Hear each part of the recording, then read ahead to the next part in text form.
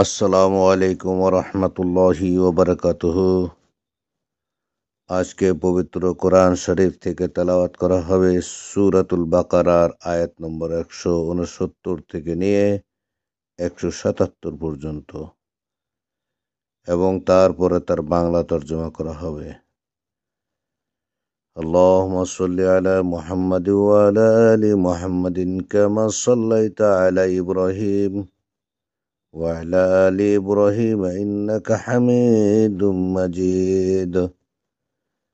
اللهم بارك على محمد وعلى آل محمد كما باركت على إبراهيم وعلى آل إبراهيم إنك حميد مجيد. أعوذ بالله من الشيطان الرجيم. بسم الله الرحمن الرحيم. يا أيها الناس كلوا مما في الأرض حلالا طيبا ولا تتبعوا خطوات الشيطان إنه لكم عدو مبين. إنما يأمركم بالسوء والفحشاء وأن تقولوا على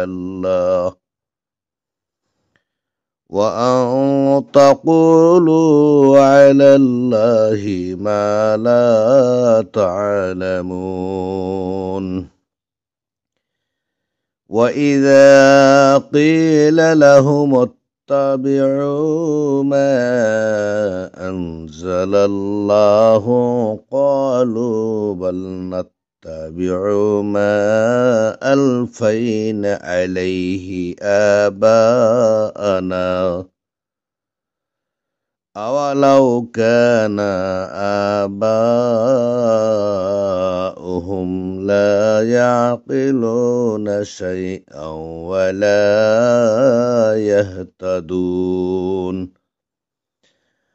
ومثل الذين كفروا كمثل الذي ينعق بما لا يسمع إلا دعاء ونداء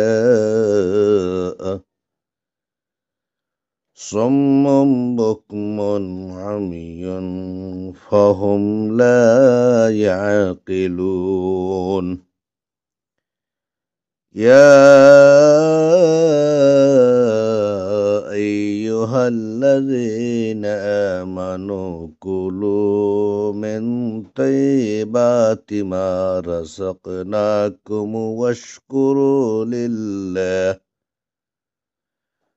واشكروا لله إن كنتم إياه تعبدون. إنما حرم عليكم الميتة والدم ولحم الخنزير وما أهل به لغير الله فمن اضطر غير باغ ولا عاد فلا إثم عليه إن الله غفور رحيم. إن الذين يكتمون ما أنزل الله من الكتاب ويشترون به ثمنا قليلا أولئك ما يأكلون في بطونهم إلا النار ولا يكلمهم الله يوم القيامة ولا يكلمهم الله يوم القيامة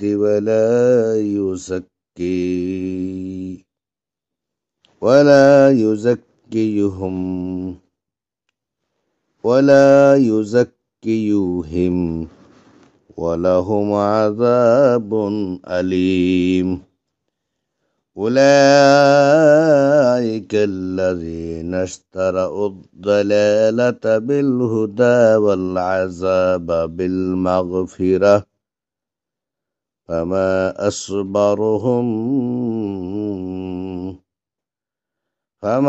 أصبرهم على النار ذلك بأن الله نزل الكتاب بالحق وإن الذين اختلفوا في الكتاب لفي شقاق بعيد হে মানুষ, জমিনে যা রয়েছে তা থেকে হালাল পবিত্র বস্তু আহার করো এবং শয়তানের পদাঙ্ক অনুসরণ করো না। নিশ্চয় সে তোমাদের জন্য সুস্পষ্ট শত্রু। নিশ্চয় সে তোমাদেরকে আদেশ দেয় মন্দ ও অশ্লীল কাজের এবং আল্লাহর ব্যাপারে এমন কিছু বলতে যা তোমরা জানো না। আর যখন তাদেরকে বলা হয় তোমরা অনুসরণ করো যা আল্লাহ নাজিল করেছেন, তারা বলে, বরং আমরা অনুসরণ করব আমাদের পিতৃপুরুষদেরকে যার উপর পেয়েছি। যদি তাদের পিতৃপুরুষরা কিছু না বুঝে এবং হিদায়াত প্রাপ্ত না হয় তাহলেও কি?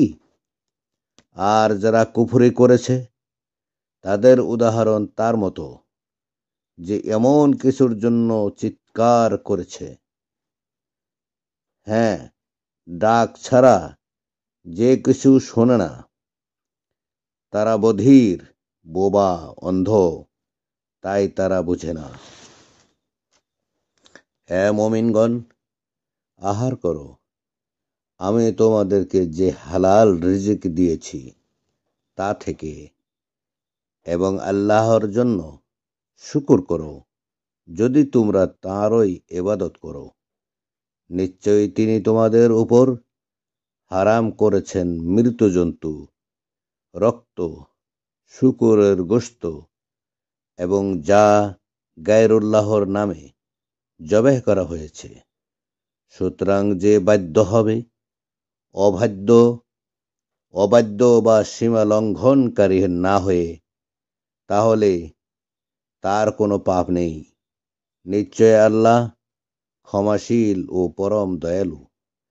নিশ্চয় যারা গোপন করে যে কিতাব আল্লাহ নাজিল করেছেন এবং এর বিনিময়ে সামান্য মূল্য গ্রহণ করে, তারা শুধু আগুনই তাদের উদরে পুরে।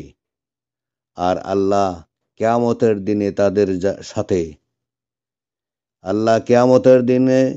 তাদের সাথে কথা বলবেন না, তাদেরকে পরিশুদ্ধ করবেন না, আর তাদের জন্য রয়েছে যন্ত্রণাদায়ক আযাব। তারা হিদায়াতের পরিবর্তে পথভ্রষ্টতা এবং মাগফিরাতের পরিবর্তে আযাব ক্রয় করিয়াছে।